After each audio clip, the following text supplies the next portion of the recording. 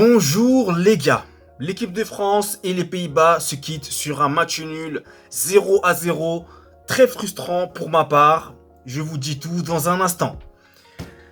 Les gars, premièrement, déjà, l'équipe de France a eu beaucoup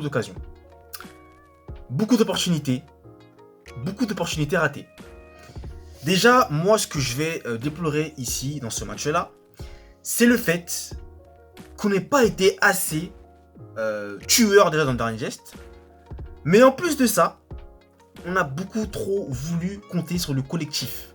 Vous voyez faire la passe juste alors que tu peux toi-même marquer le but.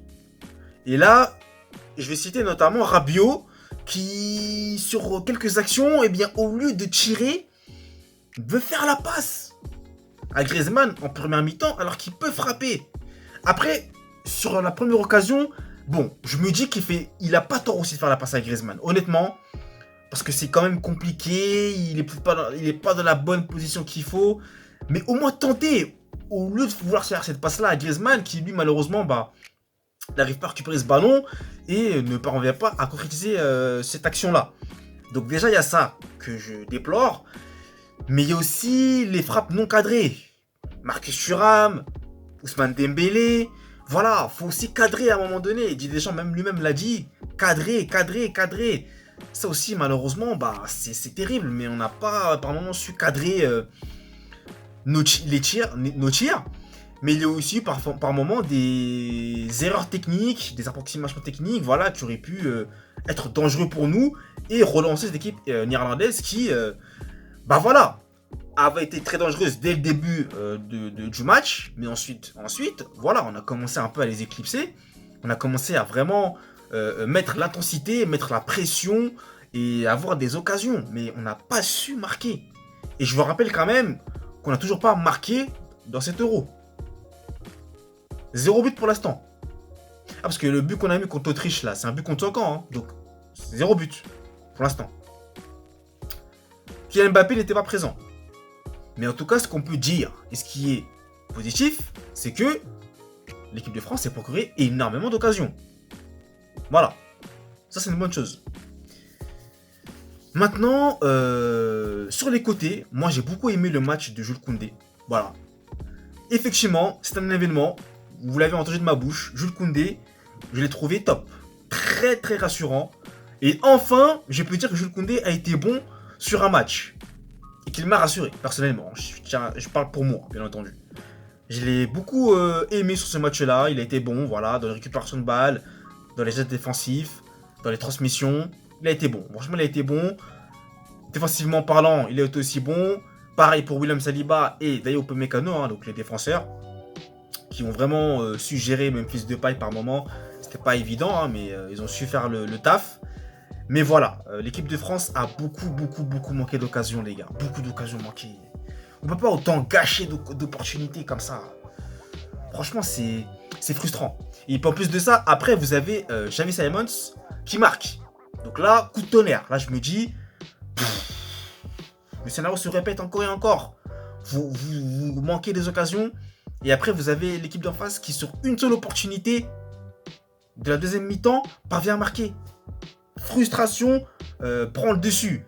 Mais, on est sauvé puisqu'il y avait une position de hors-jeu au départ de l'action de Dumfries qui gêne Mike Maignan, bien entendu, et ça a bien été arbitré par les arbitres, notamment, qui sont sur les arbitres de touche. Donc ça, c'est bien. Voilà, c'est une bonne chose, on a été sauvé par le gong. Mais heureusement qu'on n'a pas pris ce but. Voilà. Maintenant, on aurait dû réagir dans tous les cas si on avait pris ce but-là. Mais tout ça pour vous dire que ce n'est pas normal, pour moi en tout cas, qu'on ait autant d'occasions qu'on ne puisse pas marquer le moindre but. Voilà, clairement. Moi, pour ma part, je suis assez frustré de ces résultats.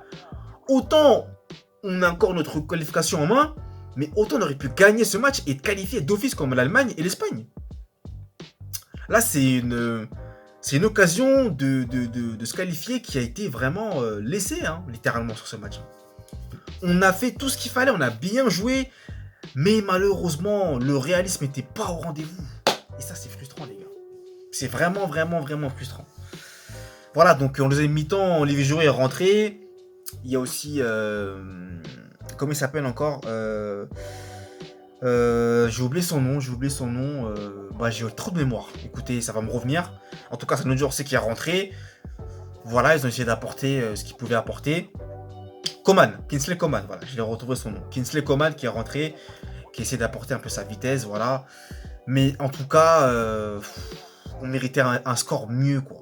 Pas un 0-0. Franchement, au nombre d'occasions qu'on a eues, moi, personnellement, je peux pas me contenter d'un 0-0, les gars. Je vous cache pas, hein. 0-0, franchement, c'est relou, en fait. C'est relou. C'est relou. On méritait mieux. On méritait mieux. Donc voilà, là, tout va se jouer sur le dernier match. Donc on va jouer la Pologne. Donc voilà, l'Autriche a gagné ce match contre la Pologne. D'ailleurs, 3-1. Ils ont gagné avec la manière. Donc ce groupe, voilà, tout n'est pas fini. Les gars, attention. Hein. Attention, tout va jouer sur la 3e journée. Hein. Attention. Là, il y a intérêt vraiment à avoir des buts et une victoire autoritaire de l'équipe de France. Voilà, donc franchement, je me concentre déjà sur le 3e match qui va arriver très vite. Mais je reste sur ma faim sur ce match-là. Je reste sur ma faim. Maintenant, c'est comme ça, on doit l'accepter. Et puis, direction le 3e match. Hein, voilà. Pour finir en beauté ces phases de poule et se hisser en 8e de finale. Et d'ailleurs, ça sera d'ailleurs le retour aussi de Kylian Mbappé, normalement, s'il n'y a pas d'imprévu. Donc, voilà. Mais en tout cas, la statistique, et je vais terminer là-dessus, qui est assez folle, c'est que sans Kylian Mbappé, l'équipe de France n'arrive pas à gagner le moindre match. Voilà. Mais donc là, sur ce match-là, malheureusement, c'est le réalisme qui pêche, hein. Clairement. Hein. Le manque de réalisme. Ah, moi, je vais vraiment insister là-dessus. Hein. Le manque de réalisme. Parce que les occasions, on les a eues. On les a eues. On n'a pas été comme... je vais encore comparer l'Angleterre, je suis désolé pour les Anglais. Mais voilà, c'est pas comme l'Angleterre qui marque et après arrête de jouer. Vous voyez? Bon, là, c'est pas vraiment le cas de figure parce qu'on n'avait pas marqué. Mais voilà. Nous, c'est vrai qu'on a quand même un défaut par rapport à l'Angleterre, c'est que eux, l'Angleterre, ils sont réalistes. Mais nous, non. Voilà. Donc après, c'est clair que c'est compliqué. C'est compliqué. Mais maintenant, comme je vous disais, bah, on va devoir se concentrer sur le 3e match et gagner absolument. Il faut gagner. Là, il n'y a pas le choix. Il n'y a plus le choix, il n'y a plus de possibilité. Il faut la victoire. C'est tout. Voilà. Ou sinon, il y aura les meilleurs 3e là, mais je passe pas à ça, moi. Moi, je passe à la victoire. Les gars, la victoire.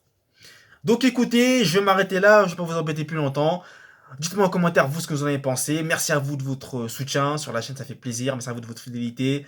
N'hésitez pas à commenter, à partager, à vous abonner. Ça fait hyper plaisir. Et nous les gars, comme à mon habitude, on se retrouve très très vite pour de nouvelles vidéos. Allez, peace!